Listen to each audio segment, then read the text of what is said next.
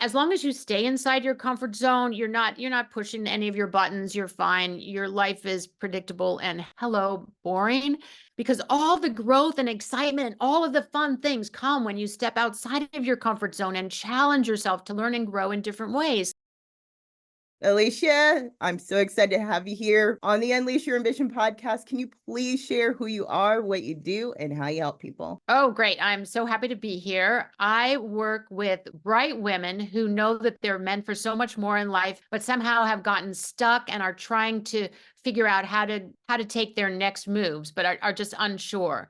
So I help them really realign with their fundamentals, their core values, their strengths, and their future self so that they can live into their future self to be the best they can be. I'm fascinated by the work that you do, which is why I wanted you on the podcast, because I'm personally connected and interested in the topic of manifesting. And you have something called the momentum matrix. Can you go into detail like what that is? Well, the matrix is really harnessing the different aspects of manifesting. And first of all, it starts by being really clear on your desire of what it is you want to manifest. And then the second square is really harnessing the power of your energy to bring that about. And I'm going to talk more about the energy. And then the third is understanding how the saboteurs hold you back from achieving what you really want to achieve, and then how gratitude helps pull the whole thing together and keep you moving forward. So that really helps people to create the outcome that they really want to desire, that they desire. The part about the energy that's so important is you can harness the energy of the strengths that you have had in the past to help you move into the future. So what I encourage my clients to do is to really focus on a time in their past when they were really clear on or really felt like they were at their ultimate best. Like for me, I was speaking to a group of 250 women at a networking event, and I was leading an exercise for them. I was just so excited to be there and share with the women what was going on. And I just felt like I was on top of my game and really enjoying myself. Like that sense of joy was radiating from me.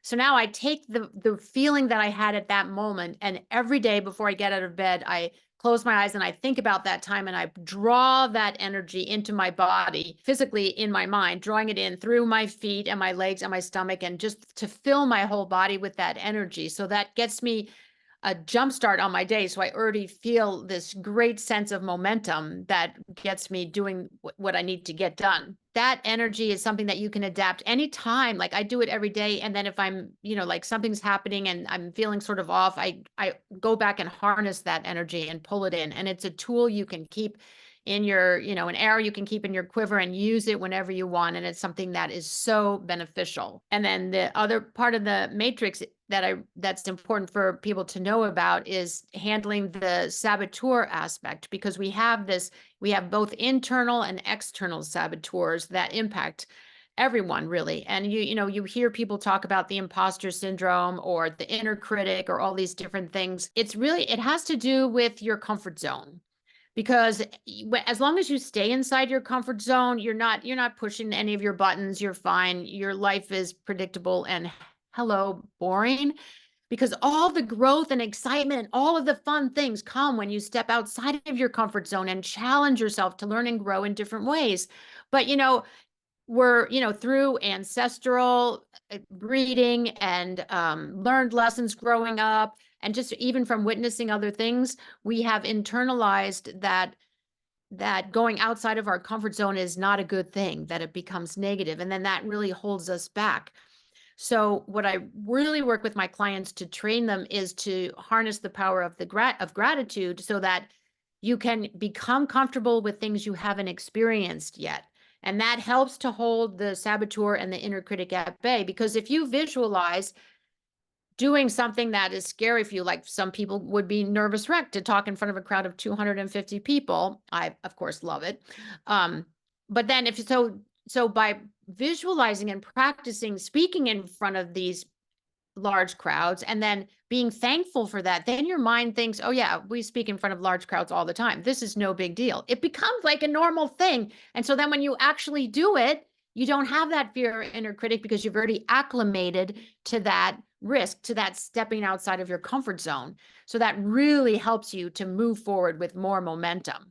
And it's very energizing and exciting for people. So taking something that you haven't achieved yet, bring it into the present place, tying the emotion with it of how exciting it's going to feel so that it becomes normalized. And that way you can sort of, bypass the imposter syndrome or the inner critic because you've already achieved it. It's in your comfort zone because your mind can't tell the difference between what's real and what's not. So that is something that has been really helpful for my clients. The momentum matrix sounds like it can help someone who's new to these concepts. And of course, for those who aren't new to it and just want to have different tools to help them with manifesting, with helping design their version of an incredible life. And I'm so glad that you brought up pulling a memory from your past that you had the energy, you felt good, you felt you were like vibrating, being able to apply tools of manifestation, understanding more about how the mind works, how we can use our imagination and be able to bring what we desire into reality right now before it's in the physical 3D, and how that literally impacts, because I know a lot of people have a misconception about how all of this works. I've seen so many people, not a lot, but I've seen people like discount it, thinking it's like some magical thinking. It's not. A lot of people are everybody's doing it whether they realize it or not. Not a lot of people, Right. everyone's doing it whether they realize it or not. So if you're having really negative thoughts and then you say, well, my experience is all negative, it's because you're having those negative thoughts. And if you change your thinking and look at things a different way, and I really want to encourage your listeners to, you can just start with small things. It doesn't have to be like a major thing. Like think about like, oh, I really want to get a parking spot right in front of the restaurant or something when they're doing that. So like trying to working on manifesting a parking spot, or thinking about today I want to find some money or something. And then just staying alert to signs or signals that come around for that. So bringing it about. Oh, I love this topic. I can talk about this all day with you. You know that? I was going to say, oh, you know what? I was it yesterday? I believe it was yesterday. I did that with the lights, the traffic lights, green all the way through. And my husband, like, he always gets the red lights, always. And he's like, of course, because I'm coming. And I'm like, it's because you're thinking that, I said, you're going to get what you expect. I always. And like when you think of it in your head, you'll say, don't turn red, don't turn red, don't turn red. And then it's like, it doesn't understand positive and negative. It's just saying, turn red, turn red, turn red. And so it turns red. Yes, yes. Alicia, you mentioned about gratitude. I know some people think gratitude's just like, oh, I'm thankful for this. When you work with your clients, like, how do you go into gratitude? What does that look like for the people that you work with? Thank you so much for asking, because I'm a little obsessed with gratitude. So the thing about gratitude is you can be thankful for things that you haven't received yet. And by being thankful for it, then you're bringing it into into reality for you. So always use gratitude in the present statements, not saying, I'm going to be so thankful when this happens. Like, no, that's not it. You want to say, I am so thankful. Like, for instance, I'm so thankful I can fit into my size 6 bathing suit because, and that's the critical part. The critical element is the because statement. So tying in your future desire, the I am statement, with an emotion, because I feel so good in my body and in my skin, and I can walk with greater confidence. So, or whatever it is you want to desire, but taking the I am statement and then tying it into the because statement and that emotional aspect. And then remembering that you have some future desire, some future outcome, and you're making it present. And that's really the key. And that's the key, because then you're training your inner critic or whatever it is, you're training it to see it like as already a done deal. And so then you don't have to be nervous about it because it's already happened. So really remembering the I am present tense and the because part of the emotion to bring it into reality. It's really good. Like every day, if you just think about it in the morning and write down 3, or before bed, 3 things that you are grateful for. And then, and again at night, and just really rinsing yourself with gratitude. It's just really going to be life-changing, because like when you're in a fearful situation, you can't have fear in your brain and gratitude at the same time. Mhm. So why would you focus on the fear when you could focus on being thankful for something? And that's just going to change your whole life. The opportunity is so tremendous for people. This is a practice. It's not something that we try one day or a week or a month. It becomes a lifestyle. What would you say to like the person who has like tried it? I guess they dipped their toe in it, but they never really fully committed. What would you say to that person? Because I know there's people listening right now or watching that are most likely thinking like, I've tried this before and it didn't work for me. Right. Been there, done that, discounted. Well, like when you were first learning to drive, there's so much going on. Like people are walking in the sidewalk, cars are coming out of nowhere. There's like, you have to turn the wheel, you have to shift the gear, you have to do the brake, and you have to do there's like so much happening. It's so overwhelming. But then after you've been driving for a while, you don't even think about it. It's automatic. And that's what happens with manifesting because there's a lot of different parts. But the thing is, you once you start doing a practice, and it's like medicine, it's a practice. You don't just learn it and then you know it. You have to practice because the elements are different, the parts play together differently. So it's a practice, and having a routine that you go through to practice manifesting really helps. So in the morning, doing your gratitude statements, figuring out what your inspired actions are, figuring out what are the signs and signals the universe is giving you, just being open and alert to what's happening, being really clear on what it is that you desire instead of like, oh, I want to have a job. Like, well, yeah, but a job is kind of vague. So you get a job at McDonald's, like then you've got a job, but is that really what you want? Oh, I want more money in my life. All right, well, here's $5. Is that what you were looking for? No, you're probably looking for more. You have to be really specific in what you want and really ask for it, and really and having the energy of around that desire, really pulling that into you and using the gratitude statements and watching out for the saboteurs. So, there's one thing that I have, I'm not sure I put it in the notes, but I do have a 30-day manifesting guide that helps to build the habit of manifesting. So it takes you through the different steps and has quotes and things to help. But anyone who is interested can sign up for that 30-day manifesting guide from my website. And that, I think that's a really nice program that helps people to think of it. So I add things in gradually so it doesn't become so overwhelming, and it's a nice structure. Okay, yes, I'll be sure to include that in the show notes or the description under this video for those of you who would like that. Yeah. Who want that, because I think that would be a wonderful place to start, of course. And thank you so much for sharing that. So I Yeah, have it's something special. It's really fun. good. Yeah, I love that. And I know it can make an impact in all areas of your life, whatever's the most meaningful for you. Like, why not try it? That's how I got into manifesting. I was like, why not try it? Like, what do I have to lose? And Right. It's not going to when cost you anything. right, I binged watched Bob Proctor's videos, and he just unlocked something up here. It was just a crazy experience, Alicia. How did you get into all of this? Like, where was the moment that you started to become aware of this, and then your experience with leading you to what you're doing right now?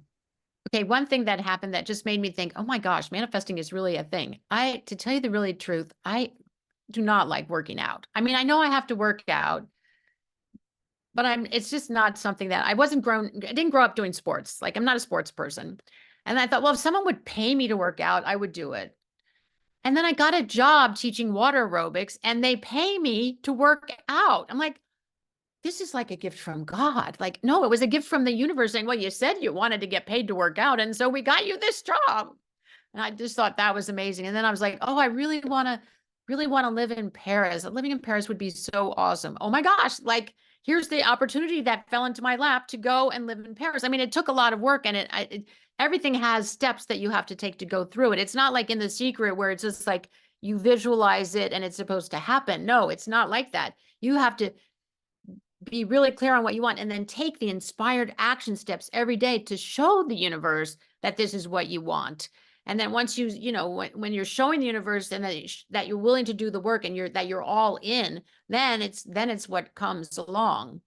And you always have to remember when you're working on manifesting something, you would say, I would like this or better, because sometimes the universe has much bigger ideas for you than you're giving it, than you're allowing it. You're trying to sell yourself and the universe short. So always ask for this or something better. I love that. So I know we're getting short on time, but of course, I would love you to come back on the podcast because there's so many different ways that we can talk about this. But in the meantime, I would love for you to share, like, where can people connect with you outside of the podcast? I am on Instagram, and it's at Alicia_Berberich. And I post there pretty regularly. And I'm also have my website, which is at aliciaberberich.com. And I have an email list. You can sign up. I send out a weekly blog on Fridays, and you can sign up for that right from my website. I will be sure to leave the link or all the links in the show notes, all the information in the description below the video or wherever you're watching or listening to this episode. So Alicia, before we close out, I would love for you to share some final words of wisdom for the person who has hit a wall, who has been trying to do all the things. They're an action taker. They've experienced success, but they just can't seem to break through an upper limit. What would you like to tell that person? Especially when you have the upper limit, it's Guy Hendricks talks about this all the time, and really focus on being on the other side. What is it that you're really trying to achieve? Being really clear on that desire. The clearer you are on what it is you desire, then the clearer the universe can help you reach that. And really focus on your future self. When I work with my clients, I really work with them to connect with their future self, so that when they're making decisions, they're not making them from this position here to move forward, but they're making it from the position of their future self. Like, what would my future self do in this situation? How would my future self, like even simple things, like what would my future self want me to eat for breakfast so that I can be the best I can be today? So making decisions from that perspective, and that shifts everything in your energy and how you look at things, and can really make a dramatic difference in your life. It's so simple. It doesn't cost anything, and it's really life-changing.